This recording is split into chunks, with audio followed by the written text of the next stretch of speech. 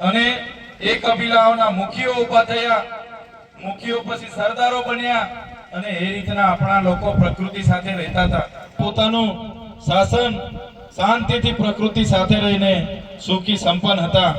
ધીરે ધીરે સભ્ય સંસ્કૃતિ પોતાના સભ્ય સમાજની જે લોકો વાત કરે છે એ લોકોના આક્રમણો થયા અને બધા જ લોકોએ આપણા દેશોમાં રાજ કર્યું. અંગ્રેજોએ 200 વર્ષ સુધી આપણા દેશને ગુલામ બનાવ્યો. એ ગુલામની જંજીરોમાંથી હોય ગુરુ ગોવિંદજી હોય, તમામ લોકોએ આપણા વિસ્તારોમાં પણ ખૂબ લડ્યા. એમની બધાનો ધ્યેય હતો, એ બધાની એ બધા એવું ઈચ્છા જેમ સિંહની જેમ જીવે, સ્વતંત્ર જીવે. એમના જળ જંગલ જમીન અને 47 માં આઝાદ થયો દેશ. આઝાદ થયો પછી અને લોકશાહી ઢબે જે નાગરિકોએ આજે આખા દેશમાં ગરીબ, પીછડા, દલિત, આદિવાસી